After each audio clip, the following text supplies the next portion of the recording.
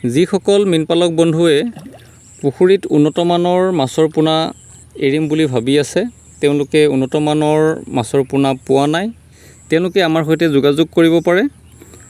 আমি জয়ন্তী ৰৌ, জীয়াই কাটলা, আমুৰ কাৰ্প মাছৰ পোনাসমূহ আমাৰ আগ্ৰহী তথা উদীয়মান মীনপালকসকলক যোগান ধৰি আহিছোঁ। অসমৰ ভিন্ন ঠাইৰ মীনপালকক আমি পোনাসমূহ তেওঁলোকৰ প্ৰয়োজন অনুসৰি যোগান ধৰিছোঁ। তেওঁলোকে উন্নতমানৰ মাছৰ দানা, উন্নতমানৰ ঔষধ তথা পোনাৰ ব্যৱহাৰে যথেষ্ট লাভান্বিত হৈছে। বিগত বৰ্ষত তেওঁলোকৰ যথেষ্ট ভাল সঁহাৰি আমি পাইছোঁ আৰু এতিয়াও আমাৰ সৈতে বহু সংখ্যক মীনপালকে যোগাযোগত থাকি মীন পালন কৰি লাভান্বিত হৈ আছে। যদিহে আপুনিও উন্নতমানৰ মাছৰ পোনা, উন্নতমানৰ উচ্চ প্ৰটিনযুক্ত দানা তথা ঔষধ বিচাৰে, তেন্তে আমাৰ সৈতে যোগাযোগ কৰিব। আমাৰ ফোন নম্বৰ তথা হোৱাটছআপ নম্বৰ ডেছক্ৰিপশ্যন বক্সত দিয়া থাকিব।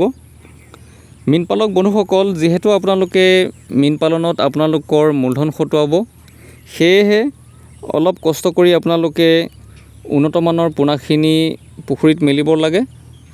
অন্যথা থলুৱা মাছৰ, সৰু মাছৰ পৰা যিসমূহ অসাধু পোনা বিক্ৰেতাই পোনা উৎপাদন কৰে, তেওঁলোকৰ পৰা সংগ্ৰহ কৰা পোনাসমূহৰ যিটো বৃদ্ধিৰ হাৰ, এই বৃদ্ধিৰ হাৰটো যথেষ্ট কম পাব আপোনালোকে।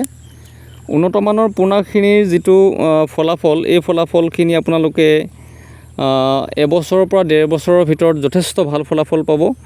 কিন্তু তাৰ তুলনাত থলুৱা মাছৰ পোনাসমূহৰ যিটো বৃদ্ধিৰ হাৰ, আমাক প্ৰায় সংখ্যক মীনপালকে জনায় যে তেওঁলোকে ভাল ফলাফল পোৱা নাই।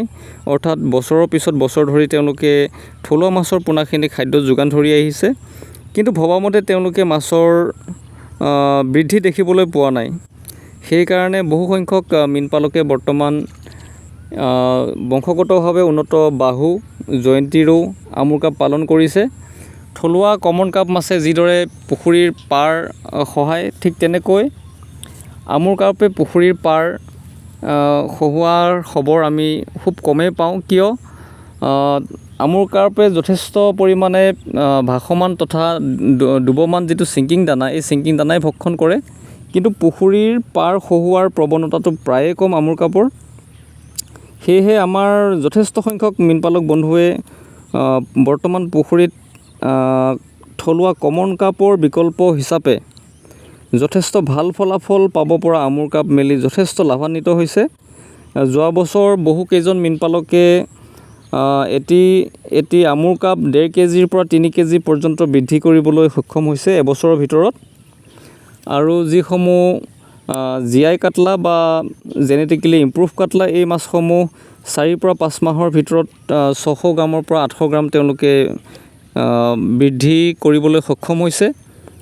তেনেকৈ জয়ন্তী ৰৌ ফলাফলো যথেষ্ট ভাল থলুৱা ৰৌৰ তুলনাত, কিয়নো এই মাছখিনি বংশগতভাৱে উন্নীতকৰণ হিচাপে কৰা হয়, যাৰ ফলত ইয়াৰ যিটো ফলাফল, এই ফলাফলটো যথেষ্ট ভাল। আমাৰ মীনপালক বন্ধুসকলে নিশ্চয় এবাৰলৈ হ'লেও তেওঁলোকে কৰি চাব লাগে, কিয়নো আপোনালোকে থলুৱা মাছ পালন কৰিলে বা থলুৱা মাছৰ যিটো পোনা, এই পোনাটো পালন কৰিলে যিখিনি সময় লাগিব, ঠিক সেই সময়খিনিতেই আপোনালোকে উন্নতমানৰ পোনাখিনি মেলি যথেষ্ট লাভান্বিত হ'ব পাৰে।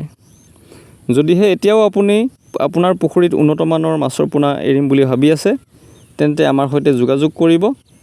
আপোনাৰ নাম, ঠিকনা আৰু পুখুৰীৰ মাটিকালিৰ পৰিমাণ আৰু পুখুৰীত কিমান পানী আছে, এই তথ্যখিনি আমাক জনাই এটি হোৱাটছআপ মেছেজ কৰিব।